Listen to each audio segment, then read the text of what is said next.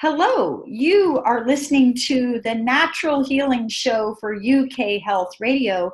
I'm your host, Catherine Carrigan, medical intuitive healer and Amazon #1 best-selling author. You can find out more about me and my work at catherinecarrigan.com and unlimitedenergynow.com. While you're there, definitely sign up for my newsletter so you can learn even more about how you can heal yourself naturally. Now, our guest today is Joanna Mcewen. Joanna is a sound healer, and you can find out more about Joanna Mcewen and her wonderful work at beingofsoundhealth.co.uk. Welcome, Joanna Mcewen. Thank you, Catherine. Hello. So what is a sound healer? How do you get trained to be a sound healer? Okay, so my training has come through two different colleges. There are various colleges in the UK and I'm sure in America as well. So I studied first with the British Academy of Sound Therapy, and then I studied with the College of Sound Healing, who both had very different techniques and very different styles of teaching. So I think I got the best of both worlds by doing the two courses. That's wonderful. Now, I know in my 26 years of full-time work in natural healing and in my work one-on-one, there are several times when sound healing comes up in my work. I use tuning forks, and every note in your body, as we're going to talk about, balances a specific chakra, specific emotions. And I also do use resonation, where the individual itself, himself or herself, needs to actually make a sound, whether it's crying or laughing or groaning or sighing. And each of those particular expressions balances an element in the body. So for our audience, can you explain what is sound healing? Okay, so sound is, or sound healing is, has the principle that we are all vibrational beings, that, we are, the whole world, the whole universe is vibrating. So from a cellular level, our cells are vibrating, our different organs are vibrating. We are made up of different vibrations. And when we are healthy, we have our own unique tune that is beautiful and resonant, and we are healthy. Sound healing can help when we are sort of out of tune, and it's very sort of simplistic, but there has been research to show that actually our organs have different frequencies, that when they are unhealthy, they do actually sound out of tune. I know we don't have the capacity to show it in this interview, but there has been videos and recordings made of cells that when they are healthy, they have a very sort of sonorous and rhythmical sound. And when they are unhealthy, they have a very discordant sound.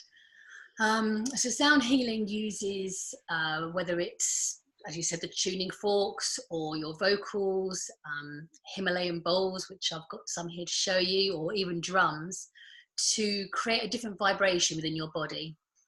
And this can either entrain your sort of cells and your energetic system back into its healthy vibration, or it can perhaps sort of create a resonance to sort of like clear through any blockages, such as the work of Fabio Mamon. He used the seventh interval to basically burst cancer cells.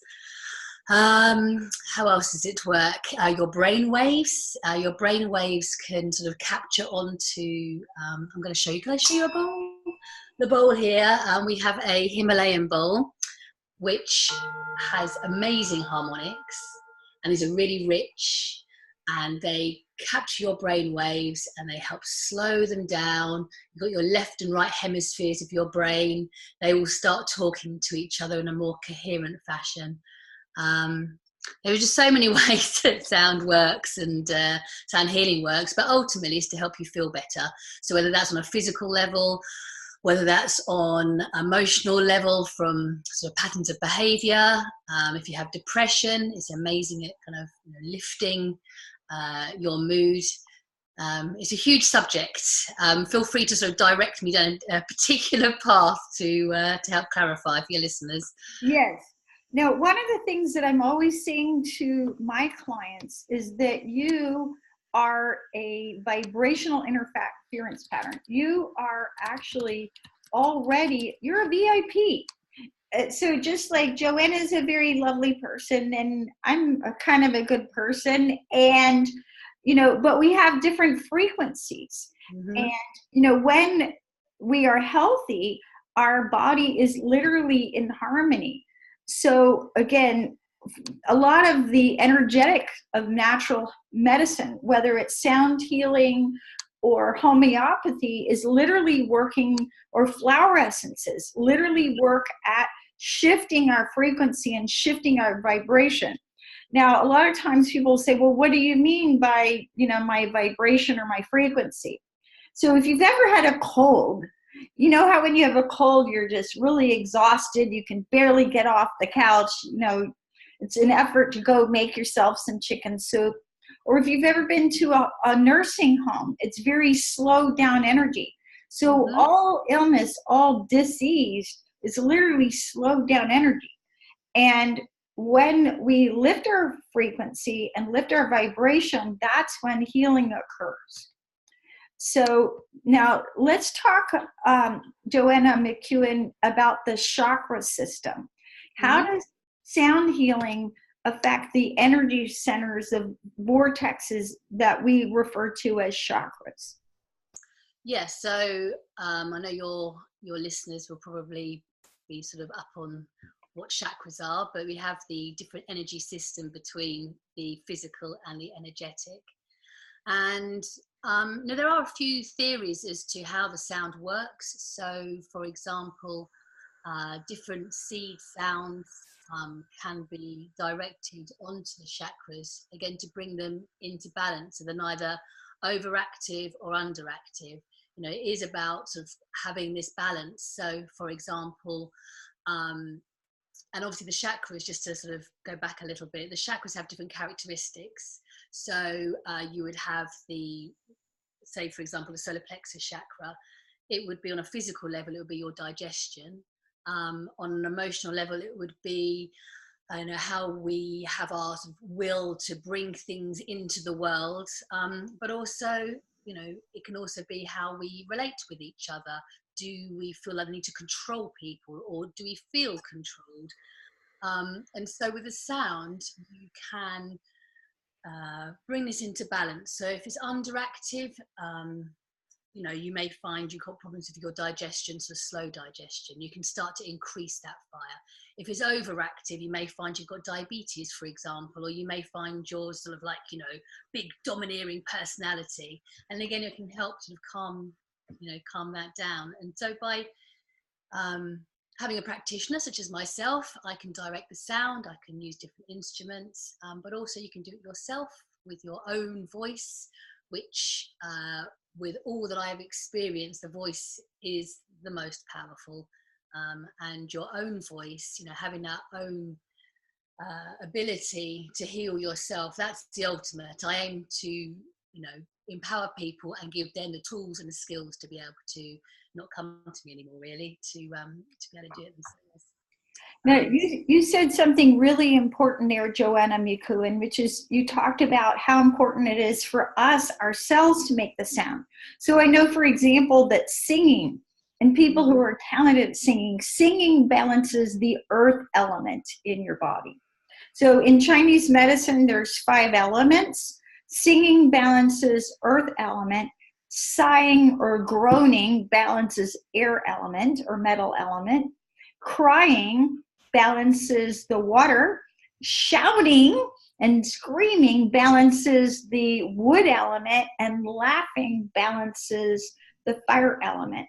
So when we're making these sounds, you're actually balancing the 5 elements in your body.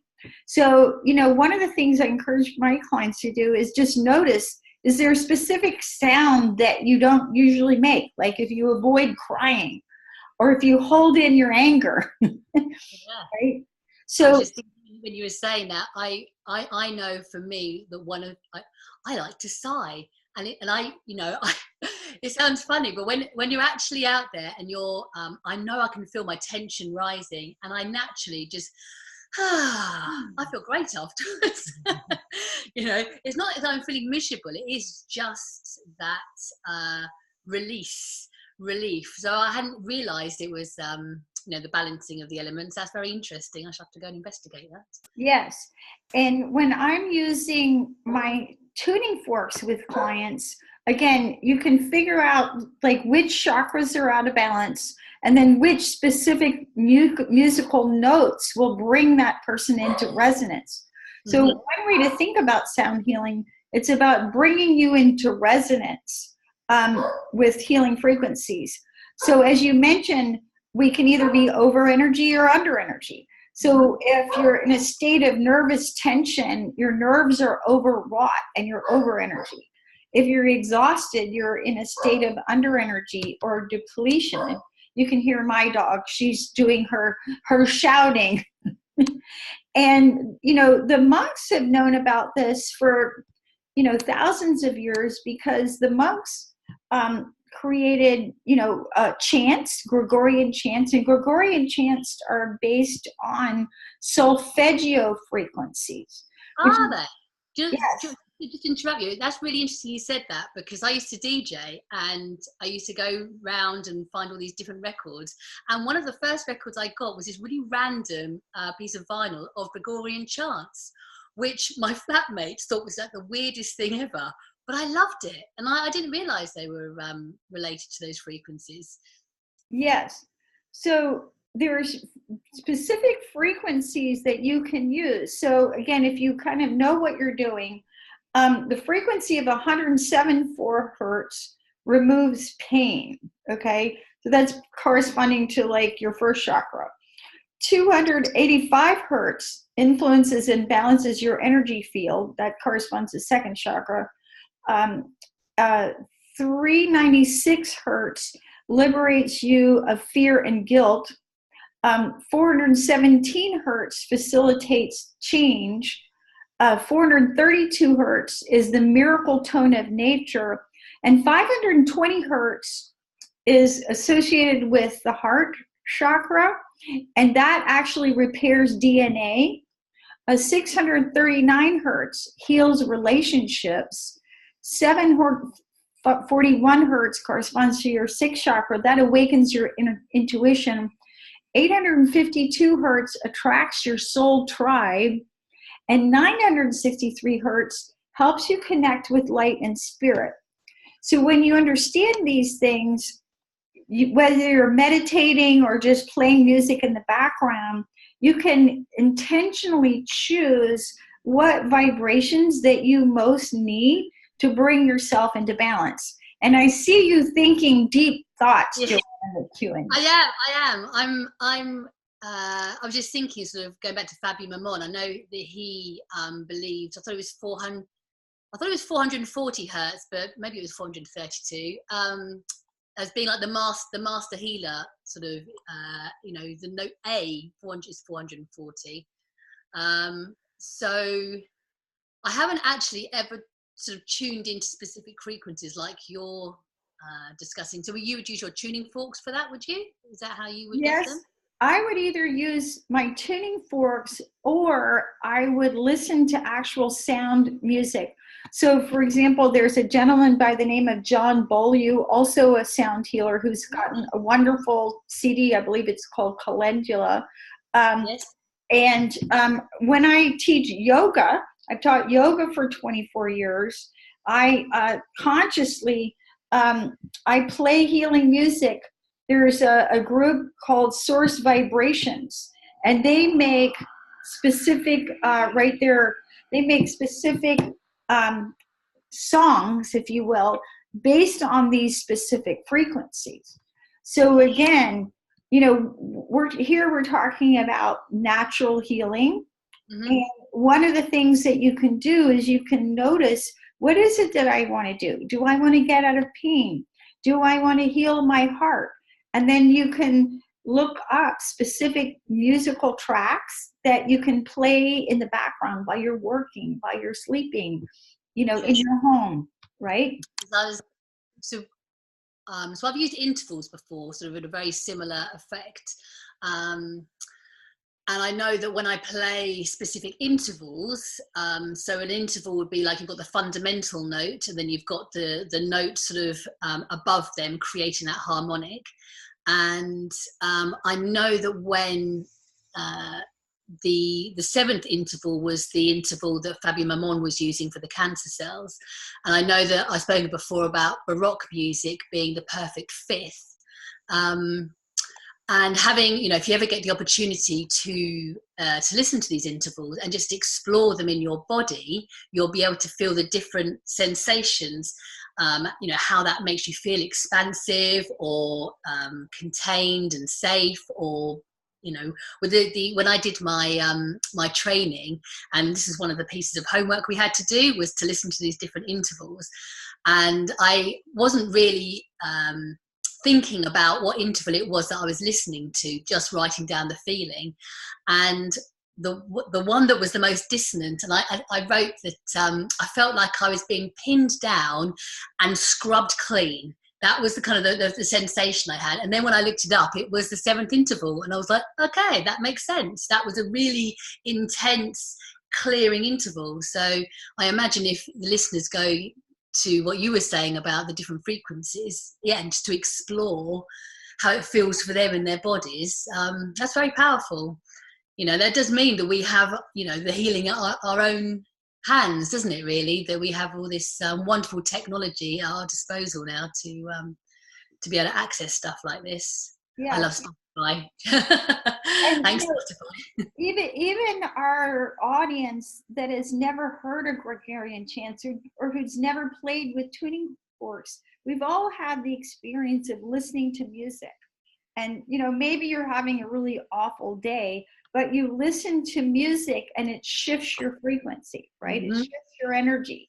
So again, you know, a really good simple way to think about healing is to just ask yourself, what do I need? What do I need in this moment to uplift my energy? And it could be simply like listening to a happy song, right?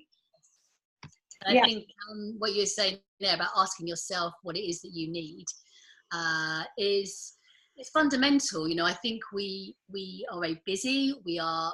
I don't know about you, but I do know about you. You work in the caring profession as well. I work in the caring profession. We're very much about asking other people what it is that they need, and actually can sometimes forget about what is it that I need. Tune into yourself. How am I feeling? You know, where am I feeling it in my body? Am I holding tension in my chest, my shoulders? Do I have, you know, butterflies in my stomach? You know, what is it? You know, how am I feeling? And as you said, something just so simple as, you know, I have different playlists for different moments of the day, different vibes. You know, I'm sure you've got like your favorite sort of party track playlist, but also first thing in the morning. It just really helps to shift the energy. And even if it's something really, really powerful and punchy, and sometimes, you know, you just want to let it out, and I whack the music on high and I start to dance around my kitchen, and my dog starts to look at me as if like, what are you doing? But actually is that combination of you know, the energy moving, as you said, you know, so getting the energy moving in your body, you've got the oxygen going, you've got the high energy of the music. Yeah, I love it. All sorts of you know, different ways to use it. It doesn't have to be just coming to a sound practitioner, you know, doing the chanting. It's at your disposal, in your phone, however you want to use it. Yes. Now, you know, yesterday I was doing a medical intuitive reading on a little boy, a 7-year-old boy in Hawaii. And I was speaking with his father, who happened to be a healer himself. And I was speaking to the little boy. They had just begun to give this little boy piano lessons. Mm-hmm. But I tuned in to what what the 7-year-old boy really needed, because he was being bullied by his older brother and sister. You know, what child hasn't experienced some form of bullying? and I said, you know, you really need to teach your son the drums. And the little boy just lit up. He's like, I've always wanted to play the drums. And the thing about musical instruments is that it's nonverbal, and it allows us to, you know, move the energy, right? And all emotion is putting that energy into motion. Yes. So I use percussion a lot in my work. I work with special needs children in a school, and you know, each child is different and each session is different, but percussion is just such an easy one to access. So if I go into a class, I'll always take a big bowl and box of different instruments in there. And yeah, the ability for people who are non-verbal as well to be able to create their own sound, to choose different instruments. But I also use music as well. So going back to these playlists, I sometimes, if I have very high energy children who may have ADHD, I won't go straight into the music or into the instruments. I will perhaps create a playlist for them where we'll start really high energy. So we'll warm up our body. Again, we're getting into our body, into our bodies, getting the body moving, and it's really fast, high energy. And the thing is, particularly with children, you know, they have to sit a lot at school. They're constantly being told to be quiet, you know, behave. And is it any wonder they start bursting out like from around the seams? So I get these really big music going, and they love it. We're dancing around, and sometimes then I've got my drum here. You know, sometimes I get the drum, and they'll have their instruments. And we're basically, you know, sometimes I have teachers peering in through the doors, like, you know, what's going on in there, because we're making so much noise, but then everyone's smiling and the energy is going, and then you can start to change the track. I'll put on a slightly slow one, maybe a little bit more smooth, a little bit more flowing, and then we start to bring it down until ultimately, hopefully, that we then sort of calm enough to then go onto the mat.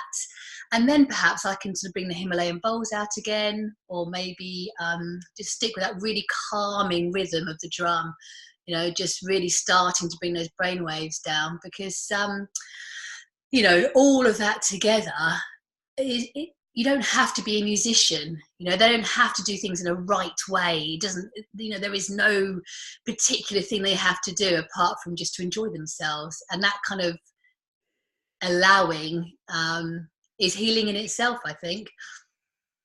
Now, there's a lot of research about sound healing in that, believe it or not, connected to with medication. So every medication is a specific frequency, and they've done scientific research, and you can either give the person the drug or the specific frequency. So that's like the homeopathy, isn't it? Yeah. Very much like homeopathy, where in homeopathy you have to give the person the specific frequency that balances them. Now, Joanna Mcewen, sound healer, I know that you have created a wonderful TED Talk that I really enjoyed, that's had almost 500,000 views. Can you share with our audience in general, what was your TED Talk about and how it was received? So the TED Talk theme was synchronicity. And obviously my sort of background is the sound healing, and I brought the two together, and I showed how sound can affect matter and how sound can affect our brain waves. I did some great visuals from a guy called John Reed, who created something called the Cinescope, where you can actually see the visuals of sound, which are really beautiful. Like if you use sort of the Himalayan bowls, or even a dolphin call, you can see these amazing patterns. Yeah, just how that we can, you know, the more coherent our you know, if sound can affect matter, then we can affect our brain waves, and the more harmonious our brain waves are, and our sort of general vibration is, then, because it is my belief amongst many others that our internal world is reflected in the external, but the external can also, impact the internal. The more coherent and harmonious we are, the more our outer world will reflect that. So therefore our meetings with people, our synchronicities will start to flow. And I have found that to be the case in my life. It has been met with, some people absolutely love it. It's been a light bulb moment for them. Wow, I didn't realize all this stuff. I tried to bring as much science in as possible to really, because I think what's happening is, the science is catching up with the ancient. We are at a time where things are kind of being proven that the ancient yogis were like, well, yeah, obviously, this is what, we've been doing for thousands of years. And so I tried to bring the two together. But this did cause a little bit of controversy as well. And, TED has flagged it as being potentially, this isn't something that they necessarily agree with now, which again has caused controversy, because TED was all about sort of sharing new ideas, and I think people have seen that actually this is an idea that maybe isn't mainstream yet, and maybe. I'm not a physicist. I try really hard to make sure that the information I put out there is well researched and to the very best of my knowledge and understanding. I have a master's, so I've got a background in research, so I know what I'm looking at, but I'm not a physicist, but I'm working really hard to get my knowledge up. And but yeah, I think Misari Emoto's research in particular has caused the most controversy as to whether it's provable or not. So I'm assuming you've heard of Misari Emoto and his Secret Life of Water. Of course. And so for our audience, Dr. Emoto is a doctor in Japan, and he did scientific research showing that if you speak over water, the water picks up the vibration, and literally it changes the molecular structure of the water. And he's published beautiful books showing actual photographs of where you pray over the water versus if you say bad words. We had another guest on the radio show, Catherine Ravenwood, who's created water healing ceremonies. Because all over the world, we've had tsunamis, we've had hurricanes, we've had tornadoes, we've had floods, and this is quite disruptive. But, wherever you are, you can actually change your environment simply by praying over it. Yes, so I actually was lucky enough to meet Dr. Emoto, and we went down to the River Thames in London, and there was a group of us, and we did a water ceremony there, which was, absolutely amazing. But the controversy is it hasn't been able to be recreated. And so there's lots of, scientists out there who, it hasn't been peer reviewed, it hasn't been, sort of, double blind studied, blah, blah, blah, which I totally understand. And this is I think this is the frustration I feel, because actually, the big thing about this is intention, and I'm wondering that maybe, the reason why it hasn't been able to be recreated is because of people's personal bias. If you believe it, does it happen? And if you don't believe it, does it not happen? There's all this information now about sort of intention and, the difference between the observer and, the unobserved. It's like, and I don't know the answers. I'd love to know the answers. And if anyone has the answers, get in touch. But I think this is something definitely worth exploring more. Now, one of the things that we have to realize is that our bodies are at least 70% water. Yeah. Right? And if Dr. Emoto's research is indeed true, that whatever you say and speak to water on a regular basis either creates, beautiful harmonics at the cellular level or creates huge disharmony, then we have to ask ourselves, how are we speaking to ourselves? What vibration are we literally creating within our bodies? Yes. So going back to the water ceremony that you had with Dr. Emoto, what did you all do exactly in your water healing ceremony for the Thames? well, we were standing just in a group sort of by there, and it was really just very much prayer and loving intention. It was really super simple. You know, there was something that, you know, if you've got any body of water that you live by, that you could do yourself. There was nothing fancy. There was no, you know, major gongs going off or anything like that. It was really just loving prayer and intention.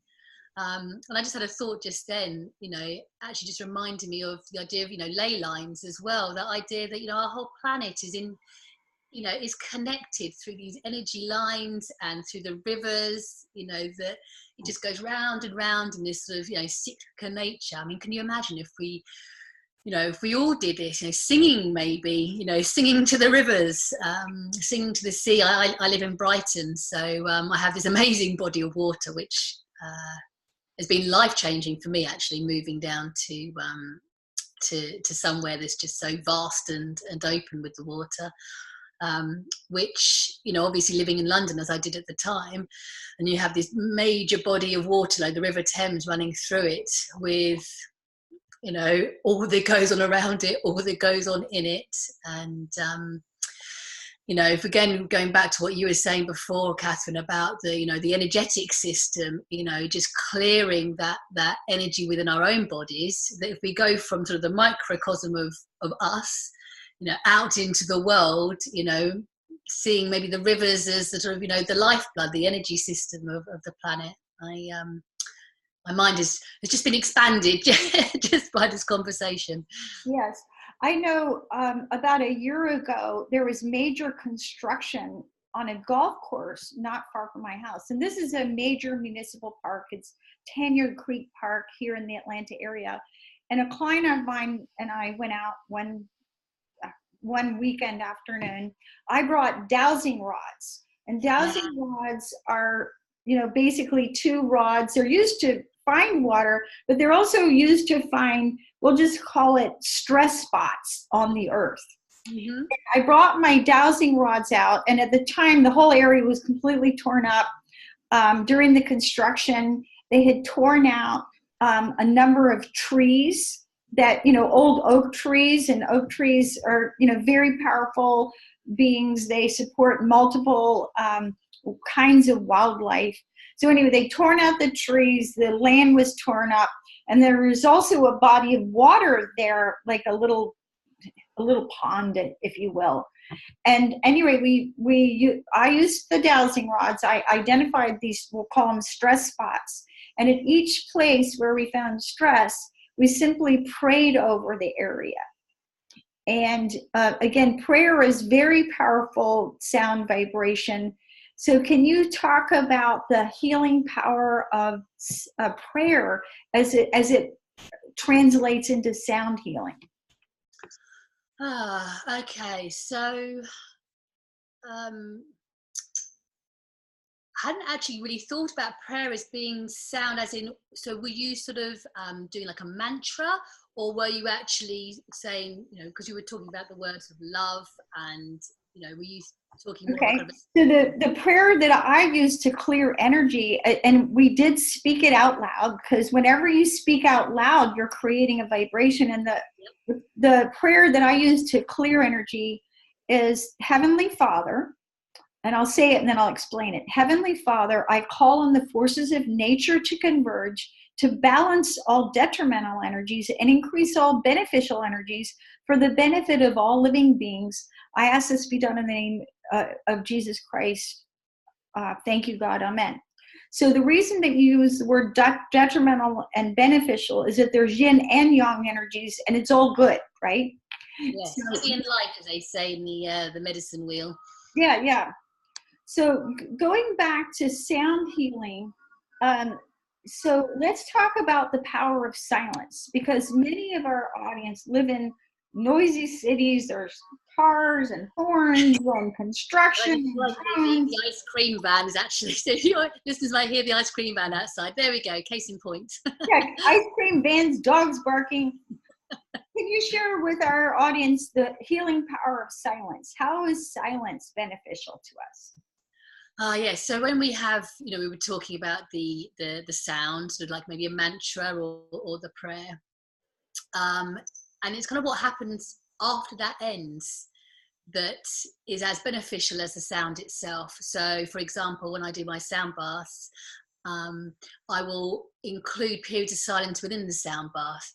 So some of the people I've been with will sort of go from beginning to end, and it will be full on sound all the time, and then it will finish. But actually, for me, and what I have learned and experienced myself, is it's the pauses in between. It's the space between the notes. It's the pause between the sections of the sound bath that allows the sound to settle in your body. But also there is the belief that actually the primordial sound is, can be accessed within that silence as well. So like if we are toning Om, repeatedly as the prayer and the vibration. So Om is a wonderful sound that some believe is sort of the primordial sound, but it has two parts to it. So you've got the Or sound, which is your connection with the universe, you're out there, and then you kind of scoop it up to the sound, and it comes sort of within you. So you're sort of connecting the outer and the inner. But once you've done the sort of the mantra for however long you intend to do it for, then it's sitting in the silence. You have that space, and the mantra continues to reverberate after you've actually stopped vocalizing it. And it's a wonderful way of accessing that meditative state, which is the silence. Like the mantra's got a one part of it, but then the silence is that space that allows you to receive as well. Now, let's also talk about your job title, because I know before we started recording this interview, I said, well, you're a sound healer, right? And you're like, well, I don't want to ruffle any feathers. And I don't really worry about ruffling feathers, but what are the issues about being called a sound therapist versus a sound healer when working with the public? So you're a sound practitioner.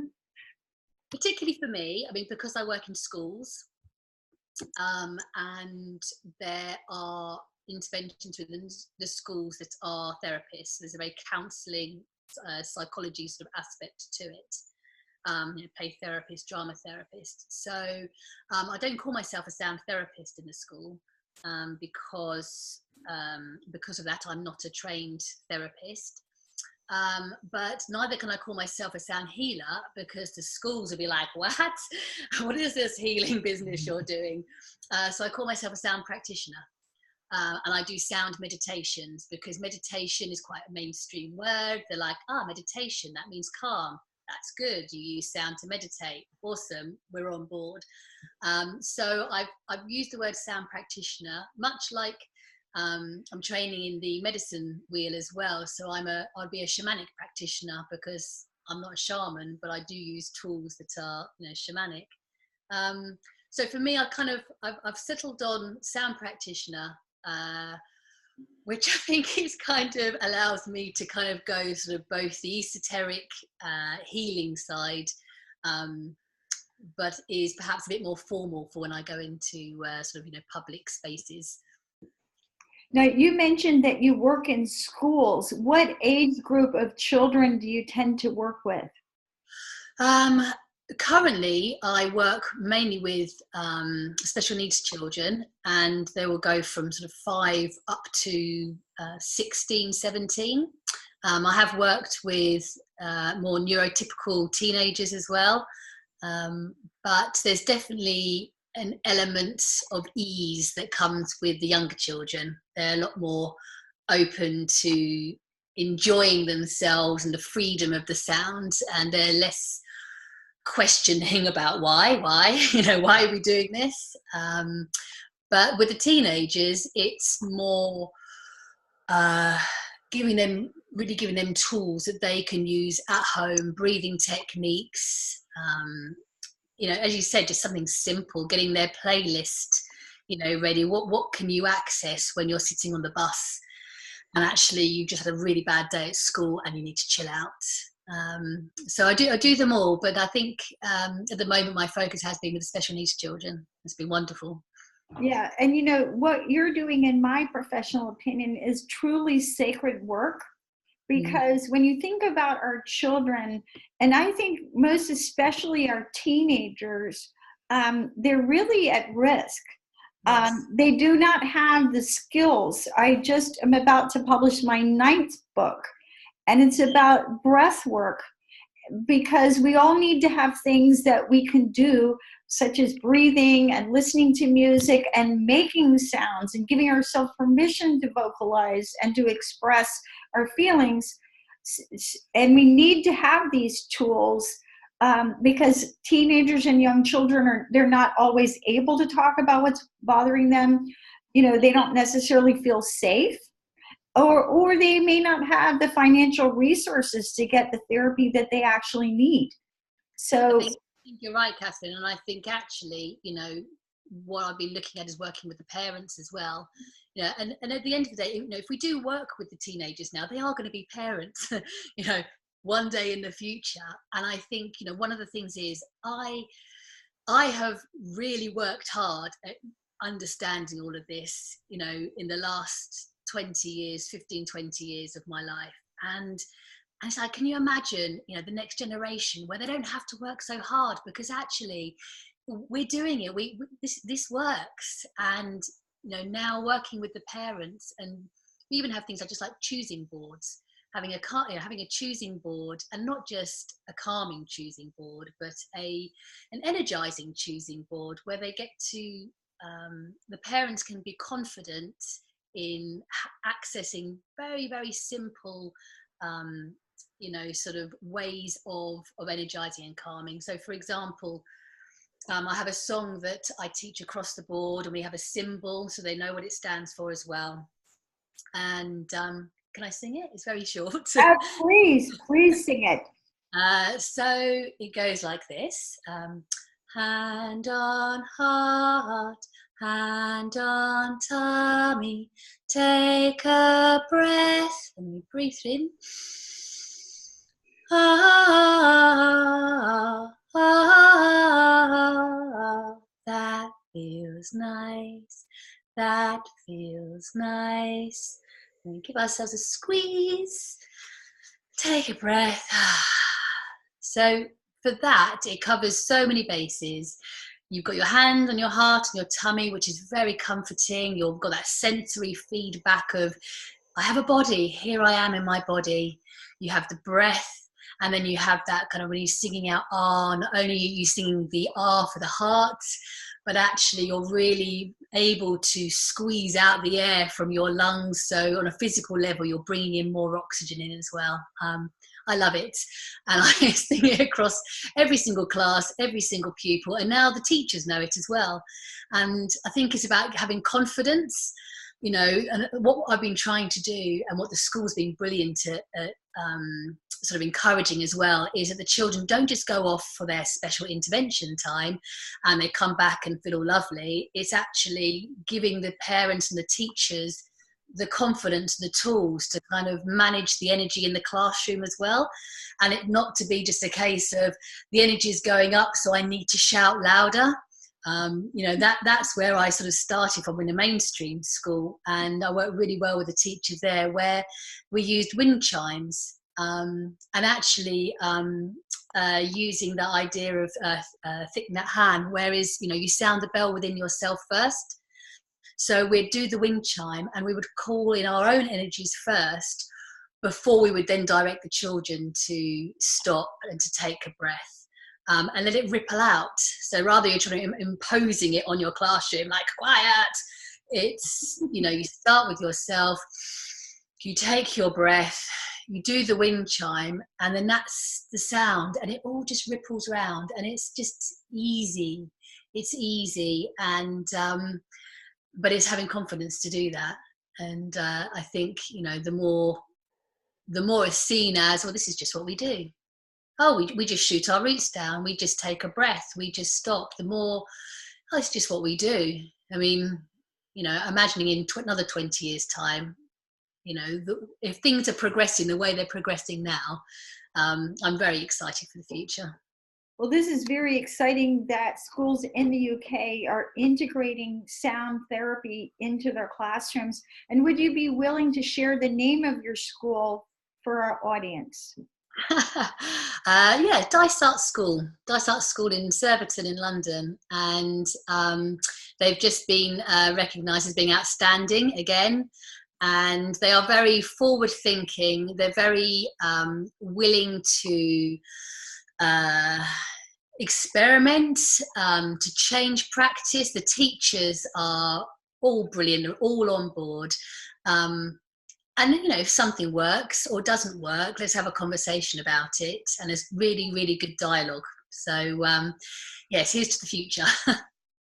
So, Joanna Mcewen, any final thoughts for our audience? Just go out and explore. The world is full of, wonderful sounds, wonderful music. See how it feels in your body. There is no wrong or right answer with anything for anyone. Just, what feels good for you, really. You've been listening to the Natural Healing Show for UK Health Radio. I'm your host, Catherine Carrigan, medical intuitive healer and Amazon #1 best-selling author. You can find out more and about me at CatherineCarrigan.com and UnlimitedEnergyNow.com. While you're there, definitely sign up for my newsletter so you can learn even more about how you can heal yourself naturally. Our guest today has been Joanna Mcewen, sound practitioner. You can find out more about Joanna Mcewen and her wonderful work at beingofsoundhealth.co.uk. And remember, you can bring your whole mind, body and spirit into harmony with your own sound and your own breath. And that's natural healing. Thanks so much for listening, and we'll see you next time.